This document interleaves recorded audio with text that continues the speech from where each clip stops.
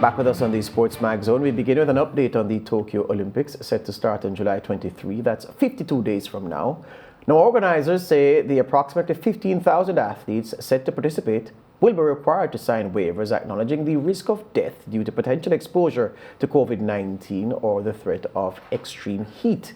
This is an excerpt of the waiver. It reads, I agree that I participate in the games at my own risk and my own responsibility, including any impact on my participation to and or performance in the games, serious bodily injury or even death raised by the potential exposure to health hazards such as the transmission of COVID-19 and other infectious disease or extreme heat conditions while attending the games.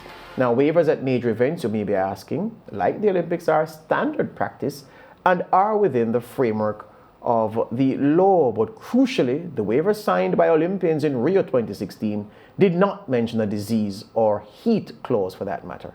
The World Players Association has called for Olympics organizers to revoke the waivers as a condition of participation at the Tokyo Games. Joining us now to discuss whether the matter of athletes waiver is ethical or just in these times is the sports medicine specialist in Jamaica, Dr. Winston Dawes. Dr. Dawes, good afternoon. Welcome to the SportsMax Zone. Good afternoon. How are you doing? Oh, we're doing well here. All right, this vaccine waiver that the athletes are asked to sign, and the stipulation, well, the part of the waiver that speaks to COVID-19 and extreme heat. If you were advising a group of athletes, say Jamaica's contingent to the Olympics, would you advise them to sign a waiver worded in that way?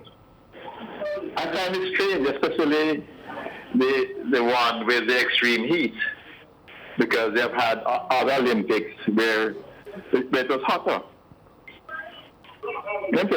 This whole thing is amazing because knowing that they wanted to have the games, they should have put certain things in place to guarantee proper participation. The Japanese should have identified the 10,000 or so volunteers who they would need to run the games properly. They should have arranged or asked the government to vaccinate athletes well in advance. I'm now seeing where they are just starting a vaccine program for volunteers, which is cutting it close. Yeah. You know, I suspect, well, the only one that would really be effective would be the Johnson & Johnson single jab.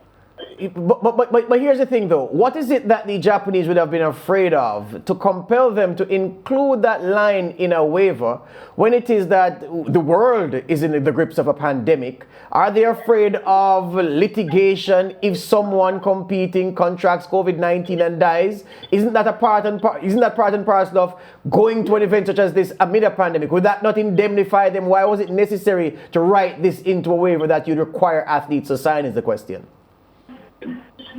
But maybe they know something that we don't. You know, because it's unusual. The usual thing would be that they are participating and that there's certain risks involved. Leave it vague. You know, but because everybody who is around and who is not vaccinated has a risk of getting COVID. And it is always very, very difficult to prove where you got it, for one. And if you do get it, that anybody who, or you're in a certain location or in a certain country, that they're going to blame that country. So I find the whole thing strange. Yeah, Dr. Dawes, you are accustomed to dealing with international athletes. You were in the mid-1980s the president of the Jamaica Football Federation. From your assessment of this particular development, I remember Rio 2016, the Zika epidemic, because it wasn't a pandemic, but it was a prominent disease in Brazil at the time, had caused some consternation. So is it that because that was just an epidemic and COVID-19 is a pandemic, that is why they have included it now for the athletes to sign this waiver? No, but Zika would have qualified as a pandemic because it involved several countries, and wherever there were these mosquitoes, people were liable to getting it. And Brazil was the epicenter of the Zika outbreak, where they got the worst result of any country. Yeah. So, it boggles the mind as to what is going on. And I think we need to investigate further or try and get some information as to why Japan needs this waiver, and if there is something else which we don't know and which they know, why they are saying this. Yeah. So, Dr. Dawes, having said that, you seem then, I would suspect, not to be surprised that the World Players Association has called for the Olympic organizers to revoke these waivers as a condition of participation at the Tokyo Games. Yes, what I think that the Japanese should do is to try and ensure that everybody coming in is properly vaccinated late in the game. But the only way that athletes will be able to come into Japan and compete successfully and safely, which is even more important, will be to have a serious vaccination program. And it's late in the day. This should have been done months ago. Once we found that there were vaccines available, there should have been a concerted effort by the organizers, both the IOC and government, to try and secure vaccines for athletes and officials. Yeah. From where we sit, though, Dr. Dawes, the narrative coming from the participators doesn't appear to me to be anywhere similar to what we saw last year, because it was late March that the IOC postponed the Olympic Games because there was so much uncertainty and discomfort. I am getting, based on athletes' preparations and so on, and athletes in interviews talking about Tokyo, that for the most part, athletes appear to be okay and focusing on going to Tokyo to compete. Is that what you're getting? Yes, I've spoken to a few about, so one or two have already had COVID, and but they've not suffered much in the way of symptoms or serious illness, because most athletes will be young, and young people tend to not have as much of a reaction to the virus as older folks.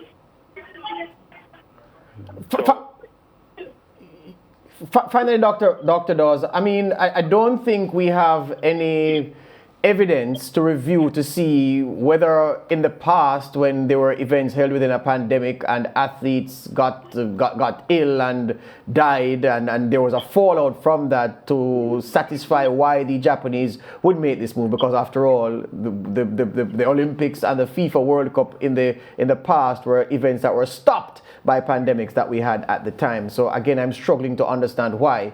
Perhaps you are right, though, Dr. Dawes, with the wisdom of your years in this business, that there perhaps is something else that the Japanese aren't telling us. Would you then, if you were the athletes' lobby, appeal to the WHO for the Japanese authorities to provide better particulars supporting this curious addition to the waiver document?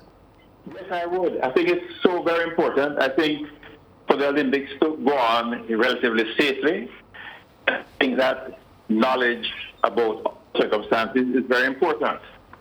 And people talk about the Olympics. People with the COVID pandemic and the shutdowns, people need something to boost their mood. I was saying that boys and girls camp should have been postponed, but the reaction to the general population about seeing some excitement on the television and radio really, I think, had a positive impact on the mood of the people. Yeah, and one unrelated question, Dr. Dawes, since we're at the end of the interview now, isn't it true that if we accept that, generally speaking, those who are fittest among the population will be fine if they get COVID-19? And we're talking about athletes who are better than fine. They're finely tuned in terms of their health and their fitness. That really, for those who are still skeptical, that there ought not to be too much to worry about when the fittest of the human race go to Japan to compete in these games. Would you agree with that statement? The one thing is which we don't know is if you get, really exhausted and push things, if there is a negative impact on your health as far as the virus is concerned. That may be the one caveat. Yeah. So by and large, young people who are fit do much better than older folk.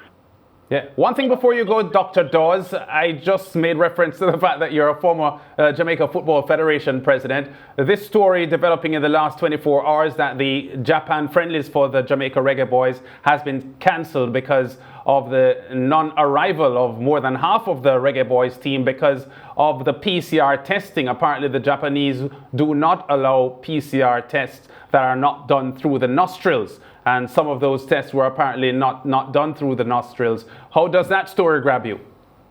And then people have found that doing the swab from the back of the throat is about as good as doing it from the nostril. And I don't have sure I heard a story that they did both. So a lot of funny things are happening. Yeah, but it has resulted in the cancellation of those friendly internationals, and so many of the players would have traveled thousands of miles for the fixture. But this is it. Sometimes you need flexibility. If they come with a negative PCR from the throat and you have any doubts about it, then bring them in and repeat the PCR while keeping them isolated. The isolated, you can get the PCR results back very, very quickly nowadays, in a matter of 24 hours or so. But Dr. Dawes, the uninitiated will look at their own physiology and say, look, there's no great distance between the back of your throat and your nasal passage. What could be the difference materially that would cause a sample taken from the nostrils to be markedly different from that taken from the back of the throat? The only thing I can think of would be the presence of saliva, which, in theory, might kill the virus. I think it's just bureaucracy. Yeah. Just bureaucracy, because there could have been some flexibility. Repeat the test when they get there, put it as a priority, and have the players, isolate for the 2 days. Yeah. Hear you on that. We're out of time, Dr. Dawes. I want to thank you for your time today. All the best to you. Okay, all the best. All right, good.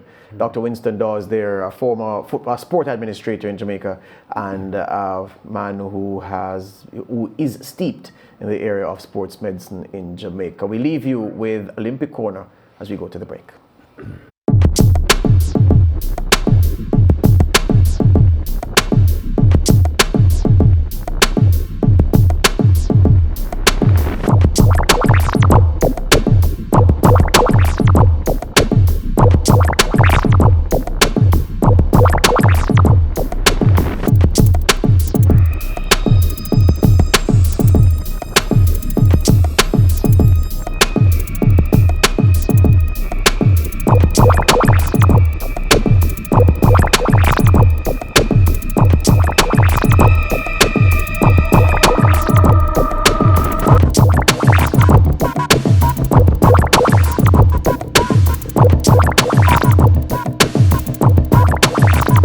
Japanese supporters have suggested domestic spectators could only be permitted to attend events if they provide either proof of vaccination or a negative COVID-19 test.